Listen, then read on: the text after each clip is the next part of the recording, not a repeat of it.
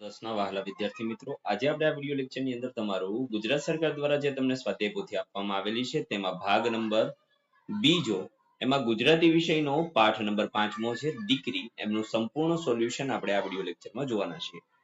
હવે આપણે સોલ્યુશનની શરૂઆત કરીએ તે પહેલા નાનકડી વાત કરી દઈએ કે નીચે ડિસ્ક્રિપ્શન બોક્સની અંદર બે પ્લેલિસ્ટ આપેલા છે. એક ભાગ 2 ના તમામ વિષયોના સોલ્યુશનનું છે અને એક છે ભાગ 1 ના તમામ સોલ્યુશનનું. તમારે જે જોઈતું હોય તે ત્યાંથી તમે જોઈ શકો છો. તો ચાલો મિત્રો વિભાગ બી થી શરૂઆત કરીએ. વિભાગ બી ની અંદર પહેલું છે નીચેના જોડકા યોગ્ય રીતે જોડવાના છે. દીકરીનો સાહિત્ય પ્રકાર કયો છે? તેમાં આવશે ગઝલ. બેદિલ ઉપનામ કોનું છે? તો બેદિલ ઉપનામ અશોક ચાવડાનું છે, જે દીકરી પાઠના ગઝલકાર છે એમનું જ છે. બ છે નીચે આપેલા વિકલ્પમાંથી યોગ્ય વિકલ્પ પસંદ કરી ખાલી જગ્યા પૂરો. જેમાં ત્રીજું દીકરી કાવ્યના કવિનું નામ શું છે? તો ભાઈ અશોક ચાવડા. ચોથું દીકરી કાવ્યનો પ્રકાર તો ગઝલ છે અને દીકરી કાવ્ય ક્યાંથી લેવામાં આવ્યું? તો પગરવ તળાવમાંથી. છઠ્ઠું છે આ કાવ્યમાં દીકરીના ગૌરવ ભર્યા ખાલી જગ્યા સંવેદનાનું આલેખન છે, તો સ્નેહ અને વહાલની સંવેદનાનું આલેખન છે. સાતમું દીકરી કાવ્યમાં ગૌરી વ્રતનો ઉલ્લેખ થયો છે. પ્રશ્ન ક છે નીચે આપેલા પ્રશ્નોના એક વાક્યમાં ઉત્તર લખો. જેમાં આઠમું કોની ઝલકમાં દીકરીના દર્શન થાય? તો એક દેવીની ઝલકમાં દીકરીના દર્શન થાય છે. નવમું કવિએ દીકરીને સુખડ ચંદન અને કુમકુમ સાથે સાથી સરખાવી છે? તો કવિએ દીકરીને કુમકુમ ચંદન અને સુખડ સાથે તેના સૌંદર્યના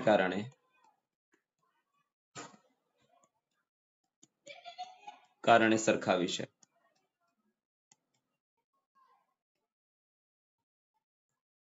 દસમું છે કવિ સ્નેહનું ઝરણું કોને કહે છે? તો કવિ સ્નેહનું ઝરણું દીકરીને કહે છે.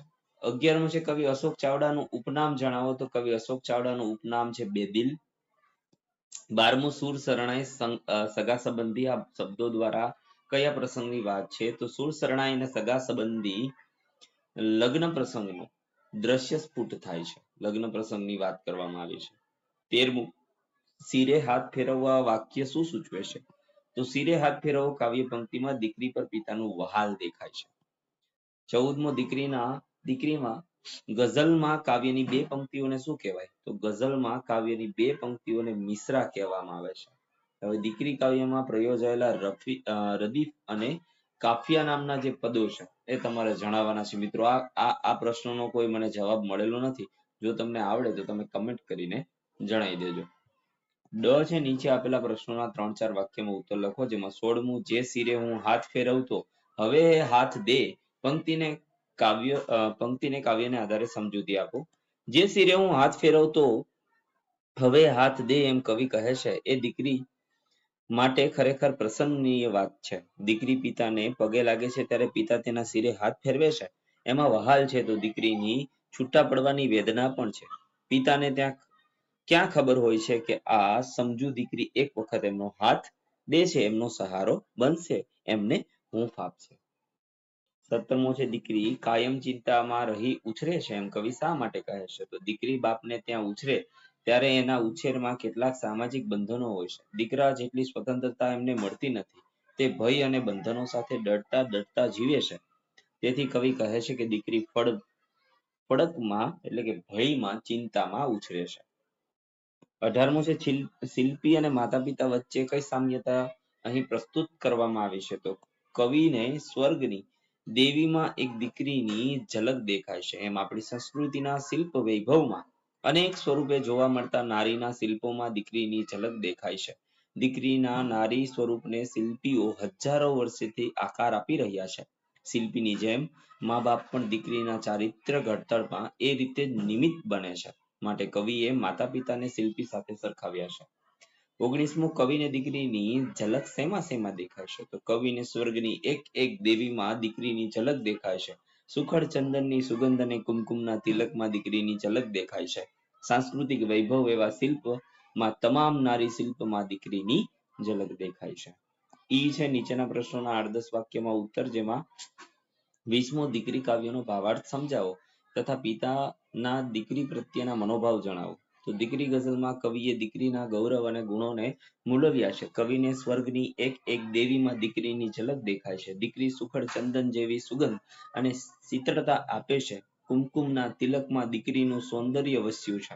દીકરીના હૈયામાં સ્નેહનું ઝરણું વહે છે એટલે જ એ મીઠડી લાગે છે. કોઈ વર્ષો સુધી ખડકમાંથી સુંદર શિલ્પ કોતરે એવી નકશીદાર દીકરી છે.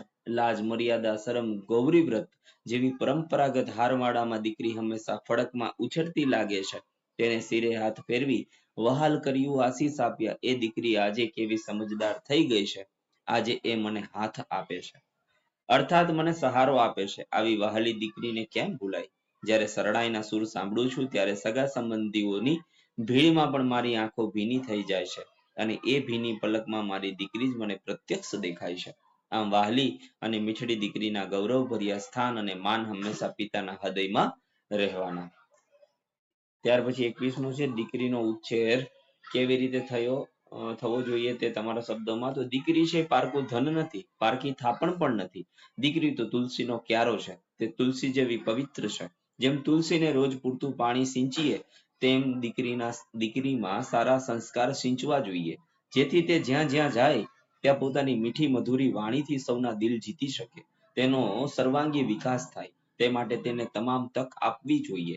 એક સમજદાર કુટુંબ વત્સલ દીકરી પિયર અને સાસરી એમ બે કુળને ઉજાડે એવો એનો ઉછેર કરવો જોઈએ. ત્યાર પછી મિત્રો વિભાગ સી છે, વ્યાકરણ વિભાગની વાત કરીએ તો પહેલા જોડણી છે. એમાં કુમકુમ, ભીની, ગૌરી વ્રત અને સગા સંબંધી. ત્યાર પછી સંધિ છોડવાની છે તો પરિણામની સંધિ છૂટશે પરિણામ, પરિવત્તા નામ. હવે સંધિ જોડવાની છે, એક એક નું થશે એકેય. 24મું છે નીચેના સમાસ ઓળખાવાના છે, જેમાં લાજ અને મર્યાદા તો દ્વંદ્વ સમાસ, સુખડ અને ચંદન તો દ્વંદ્વ સમાસ, સગા અને સંબંધી તો દ્વંદ્વ સમાસ, જેનો વિગ્રહ અને થી થતો હોય એ બધા દ્વંદ્વ સમાસમાં આવે. ગૌરી વ્રત છે તો ગૌરી માતા માટે કરેલું વ્રત તો મધ્યમ પદ લોપી. એક એક તો એક અને એક એટલે અવયવી ભાવ સમાસ થયો. 25મો છે બંને શબ્દમાં જોડણી ભેદ થતો અર્થભેદ જણાવો. તો અહીંયા જુઓ સુર તો દેવ થશે ને આ સુર તો થશે અવાજ. અહીંયા પરિણામ તો થશે નિરીક્ષણ અને પરિમાણ તો થશે માપ. ઉછરે તો વિકસિત થાય અને ઉછળે તો કૂદે. અલંકાર ઓળખાવાના છે, સુર, શરણાઈ, સગા સંબંધીઓની ભીડમાં તો વર્ણાનુપ્રાસ અલંકાર થશે. ભીની પલકમાં દીકરી તો ઉપમા અલંકાર થશે, કારણ કે દીકરીને ભીની પલકની ઉપમા આપવામાં આવેલી છે. 17મો નીચેના શબ્દોમાં કયો પ્રત્યય લાગે? સંબંધી તો પરપ્રત્યય, સમજણ તો પરપ્રત્યય. સમાનાર્થી શબ્દો દીકરી તો તન્યા, ઝલક તો શોભા, ખડક તો પથ્થર, ફળક તો ચિંતા. 29મું છે વિકલ્પોમાં સંજ્ઞાનો પ્રકાર. શરણાઈ જાતિવાચક, દેવી જાતિવાચક, દીકરી જાતિવાચક. રૂઢિપ્રયોગનો અર્થ હાથ દેવો, સાથ આપવો અથવા સહકાર આપવો. ફળકમાં રહેવું એટલે ભયમાં રહેવું, ચિંતામાં રહેવું. માથે હાથ ફેરવવો, વહાલ કરવો અથવા આશીષ આપવા. શબ્દ સમૂહ માટે એક શબ્દ દેવોનો લોક તો દેવલોક. પાણીમાં નો કે જમીન પરનો પથ્થરનો ટેકરો તો ખડક. જમીન કે પહાડમાંથી ઝરતો પાણીનો પ્રવાહ ઝરણું. ચંદનના ઝાડનું સુગંધીદાર લાકડું કે લેપ તો ચંદન. અને સ્વભાવનો વિવેકી સંકોચ. આ મિત્રો તમારે મને જણાવવું પડશે, કારણ કે આ પ્રશ્ન પણ મને મળેલો નથી. 32મો વિરોધી શબ્દ શરમ તો નિર્લજ્જતા, સમજ તો ગેરસમજ, સ્વર્ગ તો નર્ક, આશીષ તો શ્રાપ, વિસ્તરે તો સંકોચાય, પ્રત્યક્ષ તો પરોક્ષ. તળપદા શબ્દોનું શિષ્ટ રૂપ તો ફળક તો ચિંતા અથવા ભય. વિશેષણ શોધવાનું છે, સ્નેહનું ઝરણું ફૂટે એનું જ આ પરિણામ તો સ્નેહનું સંબંધવાચક છે. ભીની પલકમાં તો ભીની ગુણવાચક છે. વિસ્તરે છે એમ સમજણના ફલકમાં દીકરી તો સમજણના સંબંધવાચક છે. ક્રિયા વિશેષણમાં ઉછરે છે રોજ, રોજ કાયમીની વાત છે તો એમાં આવશે રોજ એટલે સમયવાચક, અને કોતરે છે કોઈ વર્ષોની ખડકમાં તો વર્ષોથી એટલે સમયવાચક છે.